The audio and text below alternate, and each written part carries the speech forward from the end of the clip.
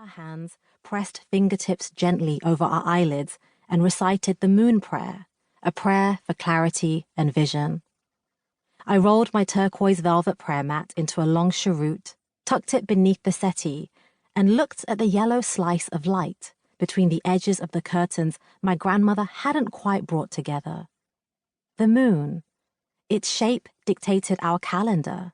Its sighting decided which day we would wear sparkly clothes and eat sweet Eid pastries.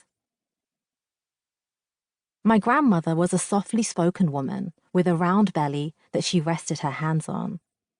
She said little about the world, rarely commented on the small-town sagas that filled our days.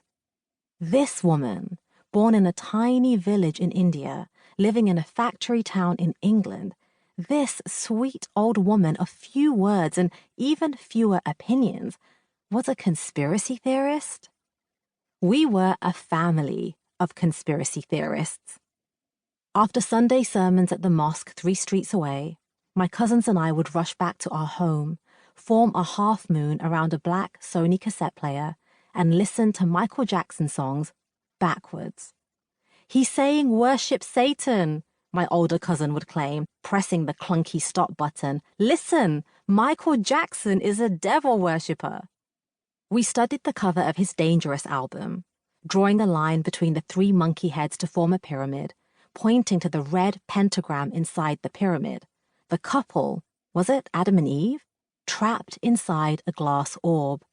Signs of the Illuminati, we agreed, nodding our heads. Even more entertaining than Ghostbusters and The Never-Ending Story were the tales of Aleister Crowley, the Knights of the Round Table, and the secrets behind the British royal family. One book we read and reread together told us that the Queen of England was a reptile in human form.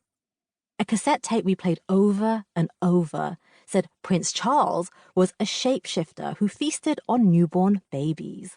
We lapped it up, our eyes wide with fear and wonder. All of our childhoods, we listened to stories about the monarchy and the British Empire.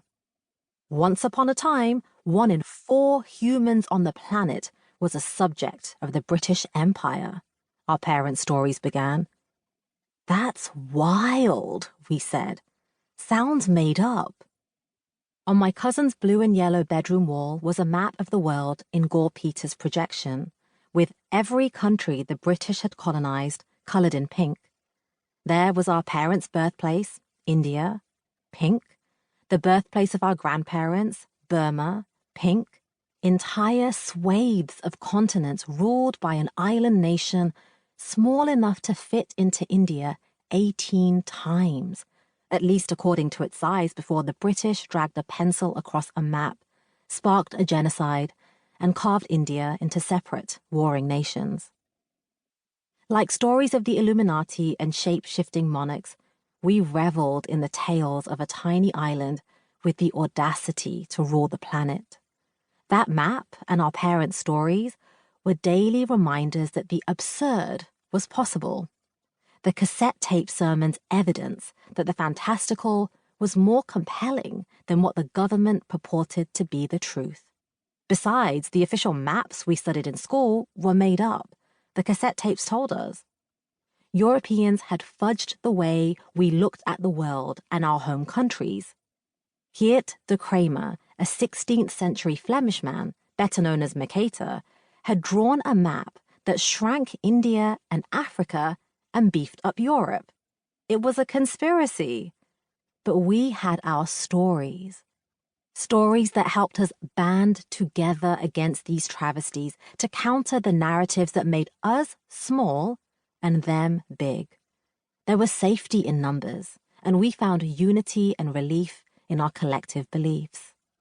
So, years later, when I was 27, a newly qualified doctor working in East London, I was sympathetic to the pregnant young woman rolling her eyes, crossing her arms, and refusing my prescription. I was working in my local hospital, walking distance from my home, where many of my patients looked like me, young, brown, daughters of immigrants. They too had been raised on conspiracy theories about the government, the Queen, doctors.